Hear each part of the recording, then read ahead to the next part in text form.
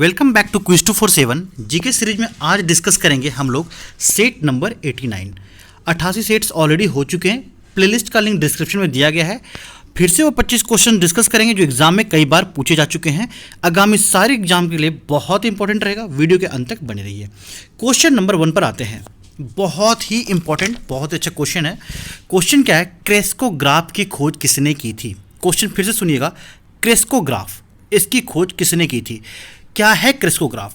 तो क्रेस्कोग्राफ जो है ये पौधों की वृद्धि को मापने वाला एक यंत्र है। क्या है?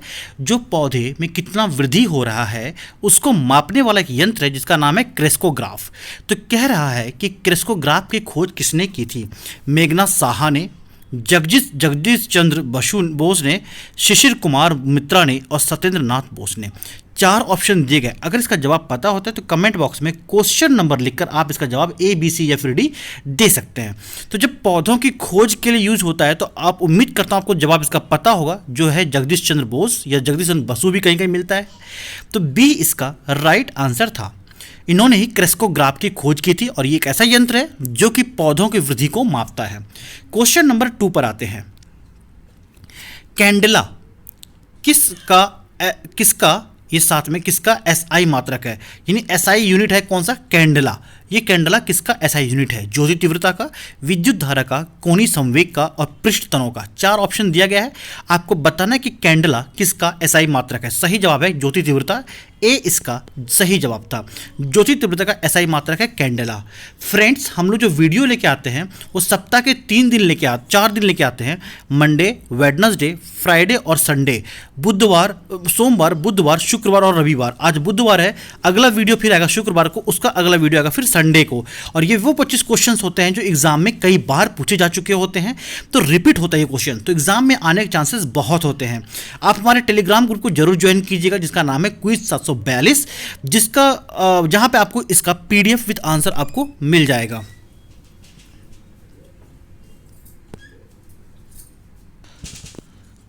अगले क्वेश्चन पर आते हैं। भारत में नई कंप्यूटर नीति की घोषणा कब हुई थी? भारत में न्यू कंप्यूटर जो नीति था वो उसकी घोषणा कब हुई थी? 1960 में, 1946 में, 1984 में और 1975 में। 4 ऑप्शन दिए गए हैं। आपको बताना है कि भारत में नई कंप्यूटर नीति घोषणा कब हुई थी। सही जवाब जाएगा 1984, that is option number C इसका राइट आंसर है। तो इसका आप PDF जो है विद आंसर आपको टेलीग्राम ग्रुप को मिल जाएगा। साथ ही आप वहाँ पे क्विज भी दे सकेंगे, साथ ही आप हमसे किसी भी क्वेश्चन पर डायरेक्टली बात कर सकेंगे, डिस्कस कर सकेंगे। तो टेलीग्राम ग्रुप को ज्वाइन जरूर कीजिएगा। अगले क्वेश्चन पर आते हैं। Question number 4। रसायन विज्ञान का जनक किसे कहा जाता है? बहुत अच्छा क्वेश्चन है, बहुत ही सिंपल हलवा क्वेश्चन है। आपको ये क्वेश्चन लूसेंट में भी मिल जाएगा, लेकिन बहुत इंपॉर्टेंट क्वेश्चन एग्जाम में कई बार पूछा जा चुका है। रसायन विज्ञान का जनक किसे कहा जाता है? लेवोसियर को, जोसेफ प्रिस्टली को, जॉन डाल्टन को और रॉबर्ट बॉयल को। 4 ऑप्शन दिए गए हैं। आपको बताना है कि रसायन विज्ञान का जनक किसे कहा गया है। तो इनका नाम था एंटोनी लोवेसियर। जो ऑप्शन नंबर A है वो इसका सही जवाब है। फ्रेंड्स, वीडियो अगर अच्छा लग रहा है, आपको लग रहा है आपको सीखने को मिल रहा है, तो प्लीज़ लाइक जरूर कीजिएगा। इससे हमें प्रोत्साहन मिलता है और मुझे मेहनत करने में बहुत ही मज़ा आता है। अगले क्वेश्चन पर आते हैं। सबसे कठोर धातु क्या है? सबसे कठोर धातु ऑप्शन क्या है? बहुत ही आसान क्वेश्चन है। रेलवे में पूछा गया है, SSC में पूछा गया है, MTS में भी आया है, हर जगह ये क्वेश्चन पूछा जा चुका है कि सबसे कठोर धातु क्या है। ऑप्शन जाएगा ग्रेफाइट, हीरा, टाइटेनियम और प्लेटिनम। 4 ऑप्शन दिए गए हैं। तो सही जवाब क्या होगा इसका? तो सही जवाब जाएगा प्लेटिनम को। D इसका राइट आंसर होगा। सबसे कठोर धातु इसका क्या होगा? प्लेटिनम होगा। अच्छा, इसमें ऑप्शन में दिया गया हीरा। तो मैं एक चीज़ और बता दूं, अगर सबसे कठोर धातु अगर प्लेटिनम है तो हीरा जो है वो सबसे कठोर पदार्थ है। क्या है? अगर सबसे कठोर पदार्थ पूछा जाए तो आप हीरा में आंसर कीजिएगा। फिर से ध्यान से सुनिएगा। अगर सबसे कठोर पदार्थ पूछा जाए तो आप हीरा आंसर कीजिएगा, और अगर सबसे कठोर धातु पूछा जाए तो आप प्लेटिनम आंसर कीजिएगा। क्लियर है? अगले क्वेश्चन पर आते हैं। विश्व स्वास्थ्य दिवस कब मनाया जाता है? क्या?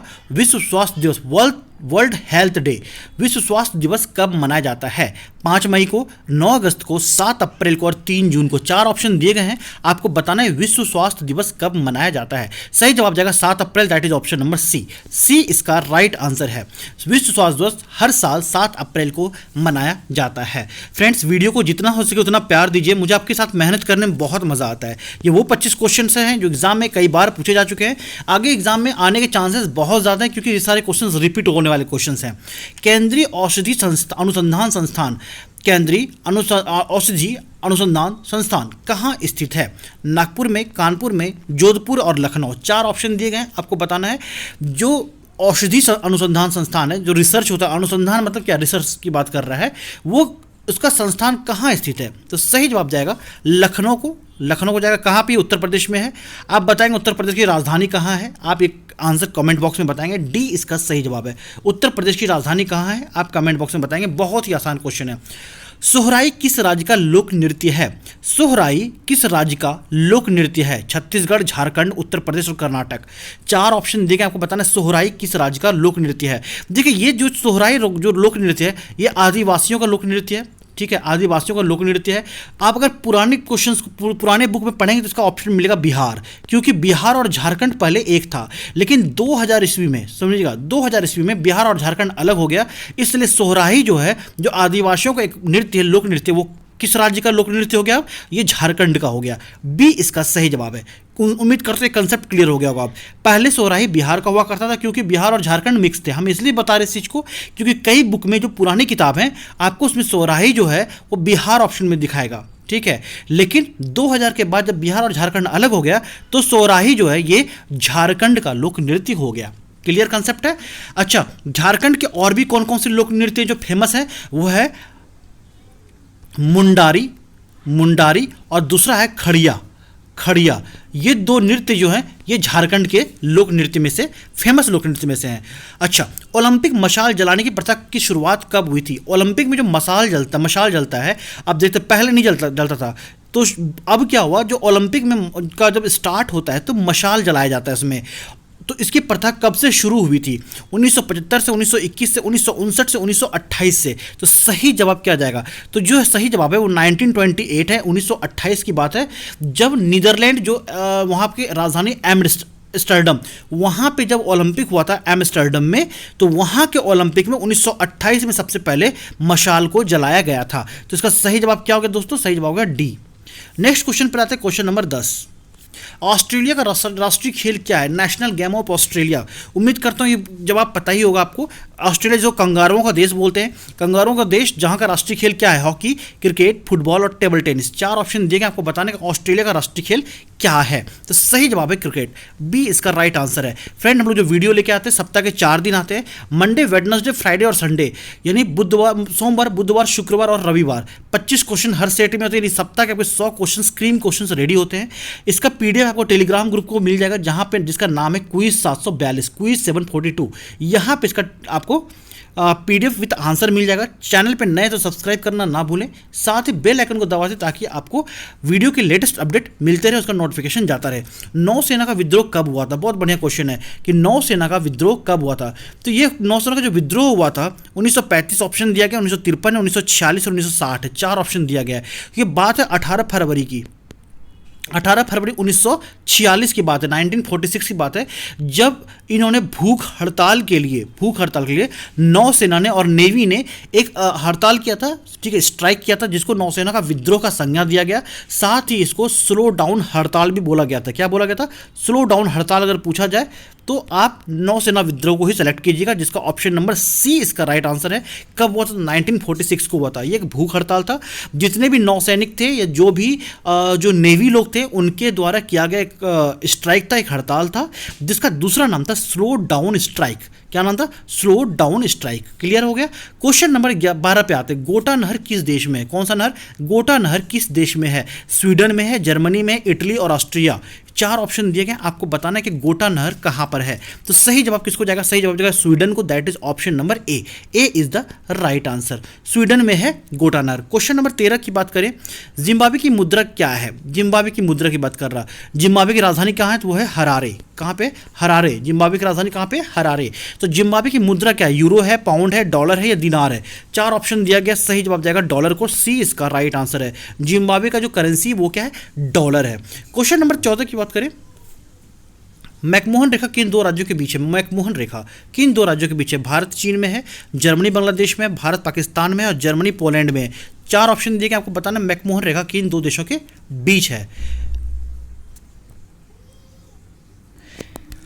तो ऑप्शन नंबर किसका सही होगा? भारत चीन के बीच है, या भारत चीन के बीच है, या भारत जर्मनी बांग्लादेश के बीच है, भारत पाकिस्तान के बीच है, या जर्मनी और पोलैंड के बीच है। 4 ऑप्शन दिए गए हैं। सही जवाब क्या होगा? सही जवाब है कि ये भारत और चीन के बीच एक रेखा है। ठीक है, ए इसका सही जवाब होगा। भारत और चीन के बीच एक रेखा है, और ये जो रेखा डिसाइड किया गया था, ये डिसाइड किया था जिसमें भारत के सरकार थे, ब्रिटिश सरकार जो भारत में शासन कर रहे थे, उनका नाम था हेनरी मैकमोहन। क्या नाम था? हेनरी मैकमोहन उनका नाम था। उन्होंने ही इस जो ये रेखा है इसका 1914 में निर्धारण किया था। 1914 में किसके बीच? ये तो यह भारत और चीन के बीच में एक रेखा है जिसका निर्धारण हेनरी मैकमोहन ने 1914 ईस्वी में किया था। इसको नोट डाउन कर लीजिएगा। क्वेश्चन नंबर 15 की बात करते हैं। मालाताल झील किस राज्य में है? बहुत बढ़िया क्वेश्चन है कि मालाताल झील जो है वो किस राज्य में? केरल में है, तमिलनाडु में है, मणिपुर में, उत्तराखंड में। 4 ऑप्शन दिए गए, आपको बताना है कि मालाताल झील किस राज्य में है। तो सही जवाब क्या होगा? सही जवाब होगा उत्तराखंड। डी इसका राइट आंसर है। उत्तराखंड में 2 और फेमस झील हैं जिसका नाम है नैनीताल और दूसरा नाम है भीमताल। ये 2 झील काफ़ी फेमस हैं। ये एग्जाम में नहीं पूछते क्योंकि सब लोग जानते हैं, इसलिए एग्जाम में क्वेश्चन नहीं पूछा जाता। भीमताल शायद कभी पूछ दिया जाए, लेकिन मालाताल झील को एग्जाम में कई बार पूछा जा चुका है। ठीक है, जितने भी ताल झील, 7 ताल झील है वहाँ पर। तो दोस्तों एक छोटा सा रिक्वेस्ट आप लोग से, अगर आप चैनल पर नए हैं या वीडियो देखते बट सब्सक्राइब नहीं किया है तो सब्सक्राइब करके बेल आइकन दबा देंगे ऑल नोटिफिकेशन के लिए, ताकि जो सप्ताह में 4 वीडियोस आते हैं 100 क्वेश्चंस को लेके, टॉप 100 क्वेश्चंस होते हैं, उनका नोटिफिकेशन आपको मिल सके और आपकी तैयारी अच्छी हो सके। इडुक्की परियोजना किस नदी पर है? बहुत बढ़िया क्वेश्चन। इडुक्की परियोजना जो है वो किस नदी पर है? झेलम, पेरियार, यमुना और भागीरथी। 4 ऑप्शन दिया गया है। सही जवाब क्या होगा? सही जवाब है पेरियार। बी इसका राइट आंसर है। और ये कहाँ पर, किस राज्य में? तो यह केरल में। केरल में, जो भारत के सबसे शिक्षित राज्यों में से एक है और सबसे टॉप पे केरल ही, फर्स्ट रैंक पे केरल है। क्वेश्चन नंबर 17 पे आते हैं। कान्हा किसली राष्ट्रीय उद्यान किस राज्य में? कान्हा किसली राष्ट्रीय उद्यान किस राज्य में? कहीं भी एग्जाम में आपको किसली ना देके सिर्फ कान्हा पूछ देगा। तो कान्हा राष्ट्रीय उद्यान किस राज्य में? गुजरात, महाराष्ट्र, मध्य प्रदेश और छत्तीसगढ़। 4 ऑप्शन दिए गए। आपको बताना है कि कान्हा किसली राष्ट्रीय उद्यान नेशनल पार्क है वो किस राज्य में है? तो वो है मध्य प्रदेश, एमपी में है।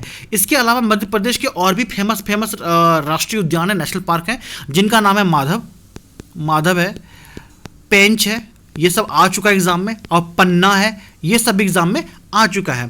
तो ये सारे क्वेश्चन जो है आ चुके एग्जाम में, और ये सारे के सारे नेशनल पार्क कहाँ पर हैं? तो ये मध्य प्रदेश में है। माधव, पेंच, पन्ना, कान्हा। ठीक है दोस्तों, आप टेलीग्राम ग्रुप को जरूर ज्वाइन कीजिएगा। इसका फायदा ही मिलेगा, आपको लॉस नहीं मिलेगा। क्विज 742 नाम है, जिस पे आपको इसका PDF विद आंसर मिलेगा। साथ ही किसी क्वेश्चन पे आप डिस्कस हमसे कर सकेंगे। साथ ही साथ आपको वहाँ पे क्विजेस भी मिलेंगे, तो कुछ सीखने को ही मिलेगा। वीडियो अच्छा लगे तो प्लीज़ लाइक जरूर कीजिएगा, इससे मुझे मोटिवेशन मिलता है।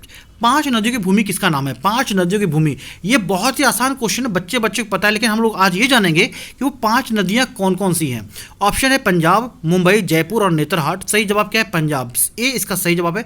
अच्छा, वो कौन कौन सी 5 नदियाँ हैं जो पंजाब में है और जिसकी वजह से पंजाब 5 नदियों की भूमि कहलाता है? तो वह झेलम, देखिएगा झेलम है, सतलज है, और सतलज को कहीं के सतलुज भी मिलेगा, तो कंफ्यूज मत होइएगा, सतलज है। तीसरा व्यास नदी है, व्यास, झेलम, सतलज, रावी और चिनाब। ये 5 नदी ऐसे हैं जो कि पंजाब में है, इस वजह से पंजाब को 5 नदियों की भूमि बोला जाता है। पटसन का सबसे बड़ा उत्पादक देश कौन सा है? पटसन का, ठीक है, भारत है, अमेरिका है, थाईलैंड और चीन है। 4 ऑप्शन दिए गए, आपको बताना है पटसन का सबसे बड़ा उत्पादक देश कौन सा है। तो सही जवाब जाएगा B, that is America. B इसका राइट आंसर है। अगले क्वेश्चन पर आते हैं। किसान घाट किस व्यक्तित्व को संबोधित करता है? बहुत अच्छा क्वेश्चन। किसान घाट किस व्यक्तित्व को संबोधित करता है? चौधरी चरण सिंह है, संजय गांधी है, चंद्रशेखर आजाद है और मोरारजी देसाई है। सही जवाब जाएगा ए को, that is Chaudhary Charan Singh. A is the right answer. Next question की बात करें, लाल रुधिर कणिका किसमें बनती है? बहुत अच्छा क्वेश्चन है कि लाल रुधिर कणिका जो होती है, जिसका नाम है RBC, रेड ब्लड सेल। एक होता है WBC, व्हाइट ब्लड सेल, एक होता है RBC, रेड ब्लड सेल। लाल रुधिर कणिका ये किसमें बनती है? प्लीहा में, यकृत में, अस्थि मज्जा में और पीयूष ग्रंथि में। 4 ऑप्शन दिए गए, आपको बताना है ये कहां बनती है। सही जवाब जाएगा अस्थि मज्जा। सी इसका राइट आंसर है। अच्छा, RBC जो है सो वाटर का परसेंट क्या होता है, मतलब जल का प्रतिशत कितना होता है? तो 90% जल का मात्रा होता है। इतना ही RBC को हम लोग प्लाज्मा भी बोलते हैं, ठीक है। प्लाज्मा अगर दे दे तो ब्लड प्लाज्मा के अगर नाम आए तो आप आरबीसी समझिएगा, लाल रुधिर कोशिका समझिएगा। और इसका लाइफ कितना होता है, इसका जीवन काल कितना होता है, तो लगभग 120 दिन होता है, 120 डेज के आसपास होता है। क्लियर हो गया। तो लाल रुधिर कणिका को हम लोग ब्लड प्लाज्मा भी बोलते हैं, जिसका जीवन काल लगभग 120 दिन होता है। इसमें 90% वाटर होता है और ये अस्थि मज्जा में बनता है। ठीक है, चारों के चारों इंपॉर्टेंट पॉइंट थे, उम्मीद करता हूं आप उसको लिख लिए होंगे। क्वेश्चन नंबर 22 पर आते हैं, हरित क्रांति का संबंध किस फसल से। बहुत अच्छा क्वेश्चन, किसका बात कर रहा है, हरित क्रांति। इसको इंग्लिश में बोलते हैं ग्रीन रिवॉल्यूशन।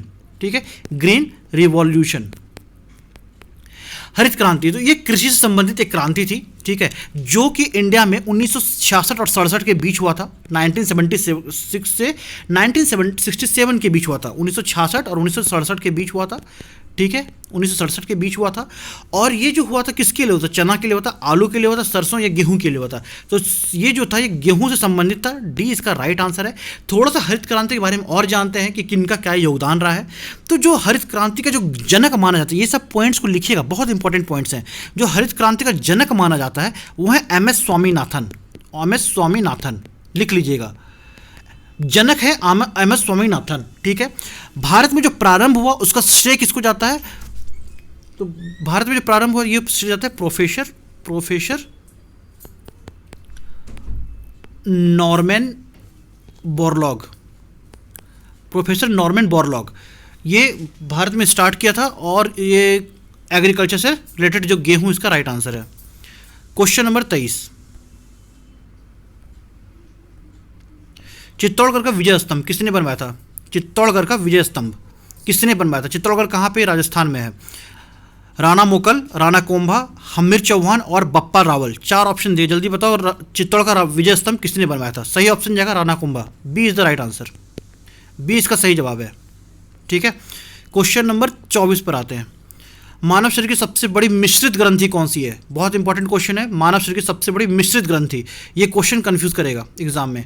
यकृत है, पीयूष है, एड्रिनल है और अग्नाशय है। 4 ऑप्शन दिया गया है, आपको बताना है कमेंट बॉक्स में मानव शरीर का सबसे बड़ा मिश्रित ग्रंथि कौन सा है। और ये वीडियो का सेकेंड लास्ट क्वेश्चन है। सही जवाब जाएगा यकृत, दैट इज लीवर भी बोलते हैं इसको इंग्लिश में। ए इसका राइट आंसर है। चलो आज की वीडियो को आखिरी क्वेश्चन पे आते हैं। आखिरी क्वेश्चन क्या है, छत्रपति शिवाजी हवाई अड्डा कहाँ पर है। छत्रपति शिवाजी एयरपोर्ट कहाँ पर है। ये क्वेश्चन एग्जाम में कई बार आ चुका है। छत्रपति शिवाजी, दिल्ली, कोलकाता, मुंबई और नागपुर। 4 ऑप्शन दिया गया, आपको बताना है छत्रपति शिवाजी हवाई अड्डा कहाँ पर है। सही जवाब जाएगा मुंबई को, C is the right answer. Maharashtra की राजधानी मुंबई। ठीक है, और दलाल स्ट्रीट जो कि शेयर मार्केट का सबसे बड़ा फेमस जगह है। शेयर मार्केट कहाँ पे है, तो दलाल स्ट्रीट है मुंबई में, वहीं पे फेमस है। तो ये सी इसका राइट आंसर है, मुंबई में है। छत्रपति शिवाजी हवाई अड्डा कहाँ पर, मुंबई में है। सी इसका राइट आंसर था। तो फ्रेंड्स उम्मीद करता हूँ आज का क्लास सही रहा होगा। आप टेलीग्राम ग्रुप को ज्वाइन कीजिए जिसका नाम है क्विज 742, और साथ ही चैनल को शेयर जरूर कीजिएगा और लाइक जरूर कीजिएगा। मिलते हैं अगले वीडियो को लेके शुक्रवार को फिर से। आज बुधवार है, शुक्रवार को फिर से मिलेंगे रात के 9:30 बजे। ठीक है, सेम टाइम पे मिलेंगे। फिर से वो 25 क्वेश्चन लेके आएंगे जो एग्जाम में कई बार आ चुके हैं। मिलते हैं तत्काल। वीडियो को लाइक और शेयर जरूर कीजिएगा। जय हिंद, जय जवान।